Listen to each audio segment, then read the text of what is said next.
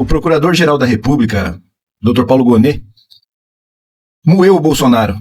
Você vê na construção da acusação que ele amarrou os acontecimentos, ele fez as pontes, os links entre provas e delações, amarrando todo o conjunto probatório. Bolsonaro e advogados se desesperam. É feio de ver. Assistam.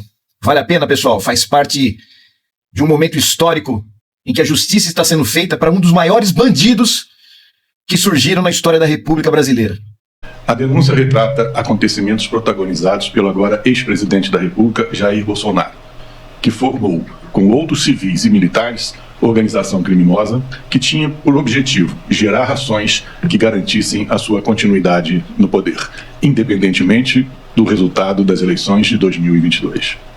A organização tinha por líderes o próprio presidente da República e o seu candidato a vice-presidente, o general Braga Neto. Todos aceitaram, estimularam e realizaram atos tipificados na legislação penal de atentado contra a existência e independência dos poderes e o Estado democrático de direito. Os delitos descritos na denúncia não são de ocorrência instantânea. Eles compõem uma cadeia de acontecimentos articulados para que, por meio da força ou da sua ameaça, o presidente da República, Jair Bolsonaro, não deixasse o poder, ou a ele retornasse, contrariando o resultado das eleições.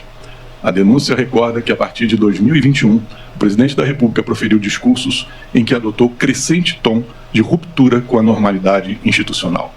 Mostrava-se descontente com decisões de tribunais superiores e com o sistema eleitoral eletrônico em vigor.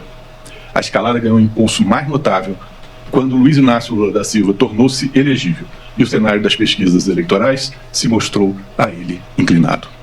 Foram então postos em prática planos articulados para a manutenção, a todo custo, do poder do então presidente da República. A organização criminosa documentou o seu projeto e durante as investigações foram encontrados manuscritos, arquivos digitais, planilhas e trocas de mensagens, reveladores da marcha da ruptura da ordem democrática, objeto dos esforços da organização. Para criar condições favoráveis ao seu propósito, o grupo registrou a ideia de, aspas, estabelecer um discurso sobre urnas eletrônicas e votações, fecham-se aspas, e de replicar essa narrativa, entre aspas, novamente e constantemente, a fim de minar a credibilidade do provável resultado eleitoral desfavorável. A organização criminosa também evidenciou, em texto, o propósito de descumprir decisões judiciais. De acordo com o projeto traçado, seriam presos agentes públicos que executassem as ordens judiciais que houvessem sido desautorizadas pelo Executivo, tornando nítido o ataque ao livre exercício dos poderes constituídos. A documentação encontrada nas ações policiais permite situar a data de 29 de julho de 2021 como aquela em que Jair Bolsonaro deu curso prático ao plano de insurreição. Nesse dia, realizou transmissão ao vivo das dependências do Palácio do Planalto pela internet, em que retomou críticas já provadas insubsistentes ao sistema eletrônico de votação. A partir daí, os pronunciamentos públicos progrediram em agressividade aos poderes constituídos e aos seus membros, com o incremento de notícias falseadas. O que se desejava era provocar sentimento de indignação e revolta nos apoiadores do então presidente. Buscava-se tornar aceitável e até esperável o recurso à força contra um resultado eleitoral de derrota. Alguns fatos foram especialmente marcantes na trajetória desses confrontos. Durante festejos cívicos de 7 de setembro de 2021, em São Paulo, o presidente, com palavras viperinas, deu a conhecer o seu propósito de não mais se submeter às deliberações provenientes da Suprema Corte. Replicou a tática que inspirara a entrevista dada por ele no dia 3 de agosto e outra live no dia seguinte. Com a proximidade das eleições, o foco da organização se voltou para as urnas eletrônicas. Passou-se a buscar qualquer subterfúgio para lançar o sistema eletrônico de votação e apuração de votos ao descrédito popular. Não obstante evidências reiteradas sobre a segurança do modelo, havia a obstinação por aproveitar qualquer pretexto para renegá-lo. A organização criminosa esbanjava acusações falsas, mirabolantes e manipuladoras nas redes sociais e meios de comunicação. Em julho de 2022, aconteceu outra etapa da execução do plano de golpe. O presidente da República convocou reunião ministerial para concitar ataque às urnas e a difusão de notícias infundadas sobre o seu adversário mais temido. Na reunião, falou-se inequivocamente em uso da força como método a ser implementado. Também no mesmo mês, o presidente da República convocou embaixadores e representantes diplomáticos para verbalizar acusações sobre fraude no sistema da votação, todas elas já, desde logo, mostradas erradas e maliciosas. Foi mais um passo na execução do plano de solapar o resultado previsto e temido do sufrágio próximo. Tentava-se atrair a boa vontade da comunidade internacional para atos de rebeldia que o grupo arquitetava. Evidência disso está no documento apreendido, em que se recomendava para a ação de ruptura, aspas, a exploração da base legal nos cenários interno e externo e a exploração global dos índices de fraude eleitoral. Fecham-se aspas. Durante o segundo turno das eleições, a organização deu novo desenvolvimento prático ao seu plano de prolongar ilegalmente a permanência do líder no poder. No âmbito do Ministério da Justiça, foram mobilizados órgãos de segurança para mapear lugares em que o candidato da oposição obtivera a votação mais expressiva no primeiro turno. A Polícia Rodoviária Federal foi levada a realizar, aí, operações visando a dificultar o acesso tempestivo dos eleitores cadastrados a essas zonas eleitorais. 3 dos personagens envolvidos nessa tarefa tornaram ao teatro do golpe em 8 de janeiro de 2023, quando atuavam na segurança pública do Distrito Federal, e facilitaram o movimento insurrecionista, violento, que depredou as sedes dos 3 poderes. Por isso também eles estão denunciados. Mesmo antes, porém, desse ato final do 8 de janeiro, outros acontecimentos compuseram a trajetória dos crimes contra as instituições democráticas, esmiuçados na denúncia. A organização criminosa preparou material sabidamente inverídico sobre as urnas eletrônicas para divulgação em live realizada em 4 de novembro de 2022. Postergou a divulgação do relatório de fiscalização das Forças Armadas, que atestava a rigidez do processo eleitoral. E quando o relatório foi finalmente dado ao conhecimento geral, providenciou que o Ministério da Defesa lançasse, imediatamente, nota oficial, buscando minimizar as conclusões do documento. Ordenou a emissão de nota oficial a favor da liberdade de expressão em 11 de novembro de 2022, visando a dar aos apoiadores do golpe a aparência de que as Forças Armadas acolhiam e incentivavam os acampamentos espalhados pelo país. Nesses acampamentos, pedia-se insistentemente uma intervenção militar ou intervenção federal, eufemismos para a ruptura pela força do regime constitucional, vale dizer, golpe. O intuito era o de manter a militância apaixonada e disposta a aceitar soluções de violência contra a ordem constitucional. Os meses de novembro e dezembro de 2022, após o resultado das eleições, foram perturbadores. Fatos atordoantes que se seguiram ao resultado das eleições foram descobertos durante a proficiente investigação da Polícia Federal. Em novembro de 2022, oficiais do Exército, auxiliares de comandantes de regiões e de setores estratégicos, vinculados às forças especiais da arma, chamados kits pretos, se reuniram para estabelecer forma de atrair a alta cúpula do Exército ao golpe a que estavam dando curso. Houve então pressões iníquas por meio de cartas e agitações entre colegas para que o comandante do Exército e o alto comando impedisse que Lula da Silva assumisse o cargo para o qual fora eleito. De novo, o objetivo era manter o presidente Bolsonaro no poder. O grupo contava com influenciadores digitais, atacando em ambientes virtuais de impacto nos meios castrenses os oficiais generais que se opunham à quebra da legalidade. Está denunciado um general de excepcional prestígio na arma, que comandava batalhão de kits pretos e que aceitou executar ato formal de rebeldia contra a ordem constitucional que o presidente assinasse. Foram concebidas minutas de atos de formalização de quebra da ordem constitucional.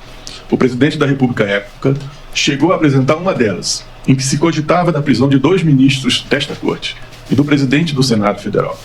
Mais adiante, numa revisão, concentrou a providência na pessoa do ministro-presidente do Tribunal Superior Eleitoral. O ministro da Defesa também reuniu os comandantes militares para lhes propor ato consumativo de golpe, obtendo a adesão do comandante da Marinha e a recusa dos comandantes das outras 2 armas. Descobriu-se a esse propósito, em gabinete privado do ex-presidente, minuta de discurso em que ele anunciava as medidas excepcionais e depunha o governo legitimamente eleito, sob o argumento de que, aspas, a legalidade nem sempre é suficiente. A resistência dos comandantes militares do Exército e da Aeronáutica lhes custou o recrudescimento de campanhas públicas de ódio por parte da organização criminosa, no intuito de trazer os legalistas para o golpe e de estimular outros oficiais à iniciativa perversa.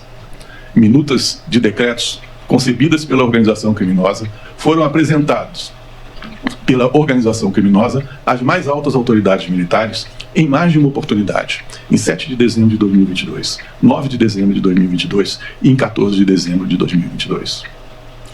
Quando um presidente da República, que é a autoridade suprema das Forças Armadas, isso está disposto no artigo 142 caput da Constituição, reúne a cúpula dessas forças para expor planejamento minuciosamente traçado para romper com a ordem constitucional, tem-se ato de insurreição em curso, que apenas ainda não foi consumado em toda a sua potencialidade danosa. O mesmo se dá quando, como aconteceu, o ministro da Defesa expõe plano de golpe às 3 maiores autoridades militares das Forças Armadas. E isso não para dar conta de providências imediatas de repressão contra o proponente do crime, mas para obter a adesão ao delito. A situação se tornara ainda mais grave, uma vez que um dos comandantes militares, o da Marinha, aqui denunciado, acudiu ao chamado. A execução de atos de essência golpista criminosa também se estampa em outro conjunto de episódios assombrosos, desvendados no inquérito policial. As investigações revelaram a aterradora operação de execução do golpe, em que se admitia até mesmo a morte do presidente da República e do vice-presidente da República eleitos, bem como de ministro do Supremo Tribunal. Os membros da organização criminosa estruturaram, no Palácio do Planalto, ataques às instituições, com vistas à derrocada do sistema de funcionamento dos poderes e da ordem democrática, seguindo o plano que recebeu o sinistro nome, Punhal Verde e Amarelo. O plano se desdobrou em minuciosas, requintadas e perniciosas etapas. Tinha no Supremo Tribunal Federal o alvo a ser neutralizado e cogitava da eliminação do presidente da República eleito. Outros planos encontrados na posse dos denunciados se somaram a este. Nele se buscava o controle total sobre os 3 poderes. Nele se dispunha sobre um gabinete central, que haveria de servir ao intuito de organizar a nova ordem em vias de ser implantada. Um deles se encerrava com esta expressiva frase: Lula não sobe a rampa. Os planos culminaram no que a organização criminosa denominou de Operação Copa 2022, que teve etapas realizadas e que visava estabelecer situação de estresse social apta para arrastar o alto comando do Exército à aventura do golpe. Foram praticados atos de execução da operação de monitoramento dos alvos de neutralização, ministro Alexandre de Moraes e o presidente eleito Lula da Silva. O plano contemplava emprego de meios explosivos, instrumentos bélicos e veneno.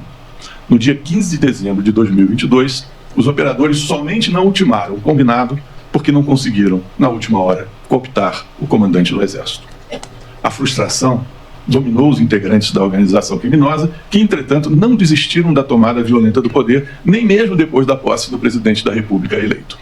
As campanhas pela intervenção militar prosseguiram com o alento e a orientação da organização. A última esperança da organização estava na manifestação de 8 de janeiro de 2023. Os seus membros trocavam mensagens, apontando que ainda aguardavam uma boa notícia. A organização criminosa sempre incentivou e apoiou a mobilização do grupo de pessoas em frente ao quartel-general do Exército em Brasília, que pedia a intervenção militar na política. Parte desse pessoal, na fatídica jornada de 8 de janeiro, desceu toda a avenida que liga o setor militar urbano ao Congresso Nacional, acompanhados e escoltados por policiais militares do Distrito Federal. Essa multidão, de início contida em a distância cautelosa da Praça dos Três Poderes, se viu pouco depois livre de todo obstáculo policial para assaltar os prédios da praça. O policiamento foi desviado do ponto de barragem. Tiveram início as invasões das sedes dos poderes da República, com destruição do patrimônio público sob palavras de ódio e selvagens conclamações à tomada do poder. O caso de invasão, destruição e brutalidades ocorridos em 8 de janeiro de 2023 têm sido analisados e julgados pelo Supremo Tribunal em diversos processos penais.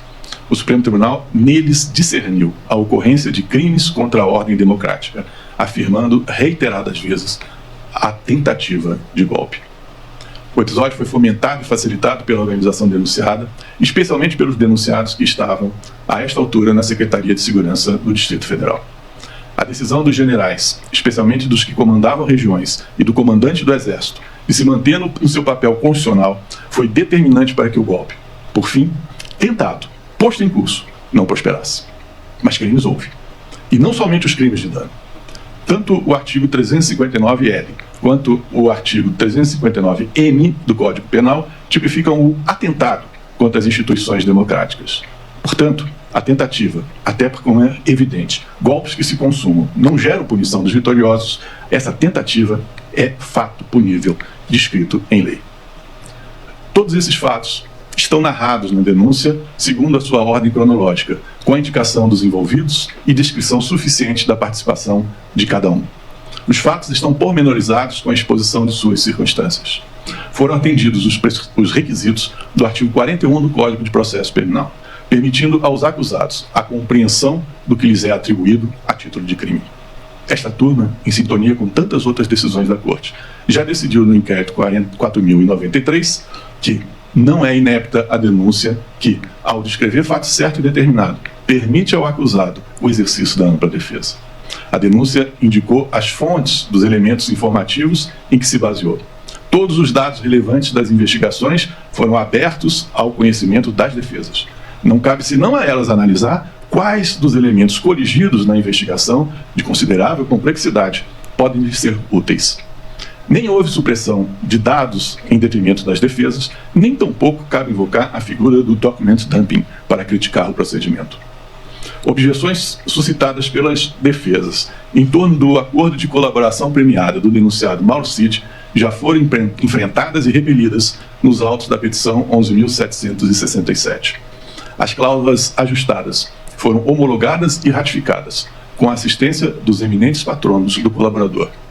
O colaborador, na sua resposta preliminar escrita, pede a manutenção do pacto, o que atesta o caráter voluntário do acordo. Não há nulidade nas circunstâncias das defesas prévias dos demais denunciados não serem posteriores à do colaborador. A lei não prevê uma semelhante sequência. No caso destes autos, nem mesmo se poderia especular sobre algum prejuízo, dado o caráter genérico da defesa do colaborador, que não acrescentou fato algum aos expostos nos depoimentos a que os acusados tiveram acesso. Todos os fatos referidos pelo colaborador e utilizados na denúncia estão confirmados por outros elementos de convicção, o que afasta a perspectiva de acusação baseada exclusivamente na palavra do colaborador. A competência originária da Corte está em linha com a decisão do plenário no HC 232.627. Na súmula 704, além disso, o Supremo ensina que não viola as garantias do juiz natural, da ampla defesa e do devido processo legal a atração por continência ou conexão do processo do corréu ao foro por prerrogativa de função de um dos denunciados. O fatiamento da denúncia é também admitido por ambas as turmas do tribunal. Cito, da primeira turma, o RHC 111.211 e da segunda turma, o HC 233.325. Observo que a PET 12.100, em que a denúncia foi encartada, liga-se às mesmas investigações que deram origem a ações penais contra incitadores, financiadores e executores materiais dos atos criminosos de 8 de janeiro de 2023.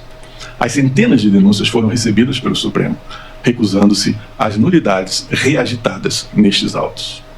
Em conclusão, senhor presidente, a denúncia está em condições de ser recebida para que o processo penal tenha início e siga os seus trâmites devidos. É o que a Procuradoria-Geral da República pede agora. Muito obrigado.